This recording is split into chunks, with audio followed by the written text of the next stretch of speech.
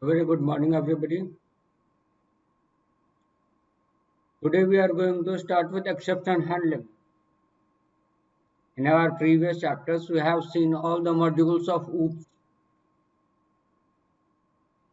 like we have seen inheritance, polymorphism, dynamic binding, classes, objects, all the looping structures we have gone through in our previous chapters. Now we are going to work with exception handling in Java. Exception handling is one of the most important features of Java programming that allows us to handle the runtime errors caused by exceptions. Now, when we talk about exceptions, what are the exceptions? It is an exceptional situation, just like user given input such that it is going to create an error. Suppose anything divided by 0 is infinity, but in terms of system, in terms of computer, the manipulation goes for error. So this is an exceptional case. In this if we are taking input A and B, and both the values we are taking from the user. So whenever we are taking the value from the user can give any value for the two numbers or the values. So in such cases, it creates an error while we are working.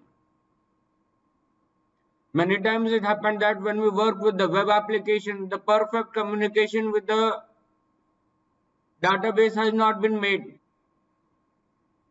but still the system is proceeding. So this is an exceptional case. That means an error is there, and how we are handling the error, because the application is always running. So when the application keeps on running, so at such situation we cannot stop the application. So we are going to hold that error, hold the exception, and so when we hold that error, and meanwhile the background, the entire performance is still working. So now let us proceed about what is exception. When we talk about exception is an unwanted event. We can say that it is an unwanted event that interrupts the normal flow of the program. When an exception occurs, program execution gets terminated. In such cases, we get a system generated error. Now, the good thing about the exception is that they can be handled in Java. This is the most important part and most important feature of Java. Now, by handling these exceptions, we can provide a meaningful message to the user about the issue rather than a system generated message, or which can be so that can be understood by the user. Now, let us have a look about when an exception occurs. Now, there can be several reasons that can cause the program to throw exception.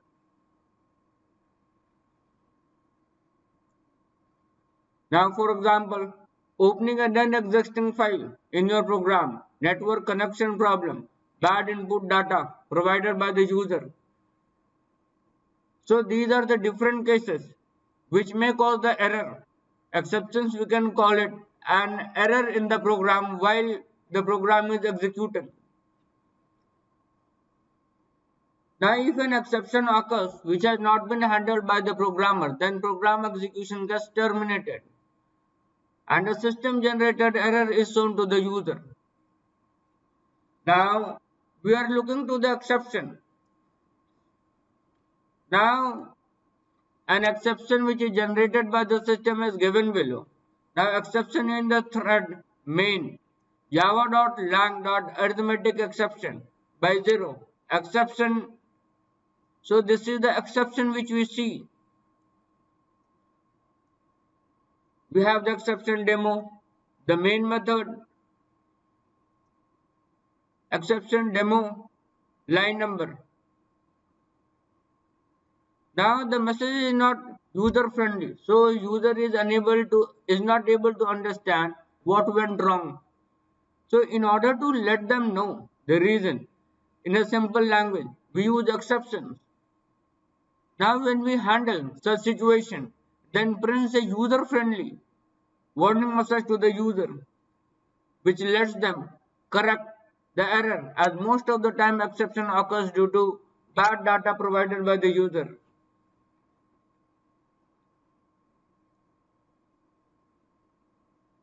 Now what happens? What are the main basic advantages of exception? Now exception handling ensures that flow of the program doesn't break when an exception occurs. For example, if a program has bunch of statements and an exception occurs midway after executing certain statements, then the statements after the execution will not execute and the program will terminate abruptly. So by handling, we make sure that the statements execute and the flow of program doesn't break.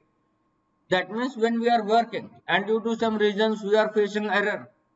Now we got an error. So when we get an error, what happens at that situation? That the program stops working. So when the program stops working, sometimes it shows the error it is not proceeding further. So by the use of exception handling, what happens? We can skip the error and proceed further to the next module. This is what is the main basic and most important part in exception handling. Now difference between an error and exception. Now let us have a look. What are the main basic difference between the error and the exception? Now errors indicate that something severe enough has gone wrong and the application should crash rather than try to handle the error. Now exceptions are events that occurs in the code. A programmer can handle such conditions and take necessary and corrective actions. Now for example, we have different exceptions just like we work on it. Exceptions like null pointer exception. Now when you try to use a reference that points to null, now we are pointing to something that either is not as existing or have a null value. Now another is arithmetic expression. Now when a bad data is provided by the user, for example, when anybody is trying to divide a number by 0, so this is an exception. So at this situation, any number divided by 0 is not defined in the system. So at this point, we call it an exception, hold it, and let the user know about it.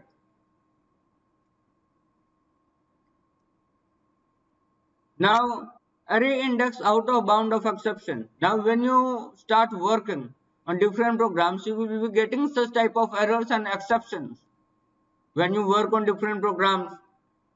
Now, when you try to access the elements of an array out of its bound, for example, array size is 5, which means it has 5 elements, and you are trying to access the 10th element.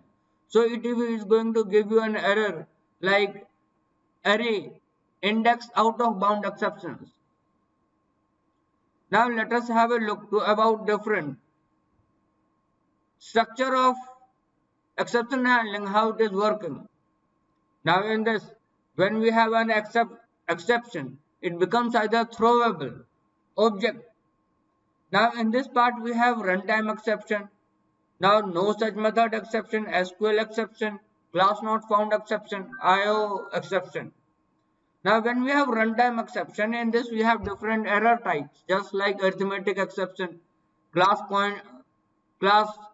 cast exception, array index out of bound exception, null pointer exception, number format exception. Now proceeding further, let us have a look to about types of exception. Now there are two types of exceptions in Java. When we talk about, there are checked exception and unchecked exception. Now when we talk about the checked exception, now all exceptions other than runtime exceptions are known as checked exceptions as the compiler checks them before the compilation to see whether the programmer has handled them or not.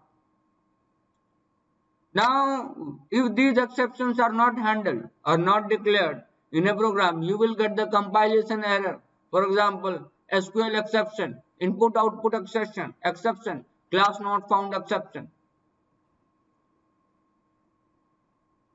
Then we have unchecked exception.